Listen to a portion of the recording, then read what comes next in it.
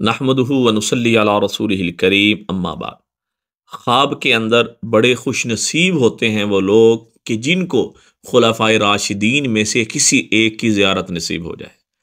बहुत ही बेहतरीन और आला ख्वाब है, आला ताबीर है कि जिसको हज़रत अबू बकर सिद्दीक़ रज़ी अल्लाह ताला अन्हु ख्वाब में किसी भी हालत में आ जाए, उनसे वो मुसाफा कर रहे हैं, उनको उन्होंने देखा है, ज़ियारत की है, दूर से सहाबा बैठे हुए गुफ्तगू कर रहे हैं, या मस्जिद नबवी में हज़रत अबू बकर सिद्दीक़ रज़ी अल्लाह ताला अन्हु तशरीफ़ लाए, या किसी भी हालत में हज़रत अबू बकर सिद्दीक़ रज़ी अल्लाह ताला अन्हु की ज़ियारत की।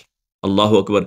हज़रत अल्लामा इब्न सीरीन रहमतुल्लाह अलैह फरमाते हैं कि इनकी ताबीर ये है कि अल्लाह जल्ले शानहु इस देखने वाले का हशर सहाबा रिज़वानुल्लाहि ताला अलैहिम अजमाइन के साथ फरमाएंगे।